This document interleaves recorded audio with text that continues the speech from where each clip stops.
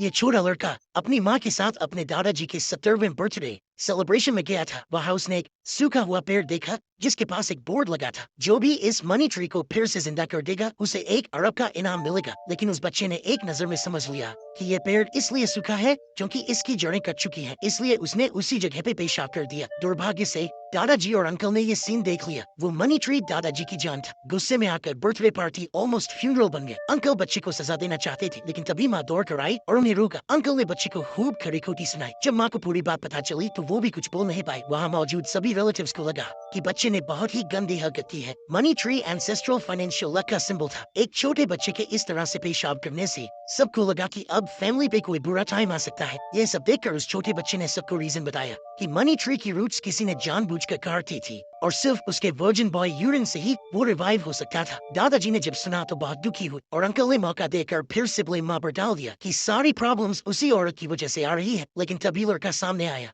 और अंकल को धक्का देकर बोला कि असली विलन वही है, उसी ने मनी ट्री की जड़ें काटी थी और फैमिली को नुकसान पहुंचाया है। अचानक अंकल का झूठ सामने आ गया। वो गुस्से में आग बबूला हो गया। बोला कि पहले तो मनी ट्री को बर्बाद किया और अब झूठ बोलकर उसकी इंसल्ट की जा रही है। उसने दादाजी से कहा कि माँ बेटे को फैमिली से बाहर निकाल दो, लेकिन तभी एक चमत्कार हो गया। मनी ट्री अचानक जिंदा हो गया और उस पर गोल्डन लीव्स निकलने लगे। सब लोग शॉक में थे और डिसबिलीफ में उस रिवाइव्ड ट्री को देख रहे थे। दादाजी इतने खुश हुए कि जमीन पर घुटनों के बल बैठकर बार बार आसमान को थैंक करने लगे। छोटा लड़का तुरंत उनके पास गया और बोला कि ये सब उसी की वजह से हुआ है। लेकिन जिस अंकल ने गलती की थी उसने तुरंत कहा कि मनी ट्री के फिर से जिंदा होने की वजह दादाजी के बर्थडे की ब्लेसिंग है। लेकिन समझदार दादाजी को पता था कि बात इतनी सिंपल नहीं है। उन्होंने फैसला किया कि माँ और बेटा बर्थडे सेलिब्रेशन में रह सकते हैं, लेकिन अंकल ने ट्रबल करना नहीं छोड़ा। वो बोलने लगा कि ये दोनों बिना कोई गिफ्ट लाए पार्टी में खाने पीने फ्री में आ गए हैं। फिर वो खुद की तारीफ करते हुए बोला कि उसका बर्थडे गिफ्ट 10 करोड़ का है। तभी छोटा लड़का बोला कि उसका गिफ्ट सबसे प्रेशियस है। उसने माँ से कहा कि वो गिफ्ट निकाले। माँ थोड़ी परेशान हो गई। उसे लगा लड़का कुछ उल्टा पुल्टा ना बोल दे। दादाजी भी बहुत क्यूरियस थे कि आखिर क्या है ये स्पेशल गिफ्ट। माँ के पास कोई ऑप्शन नहीं था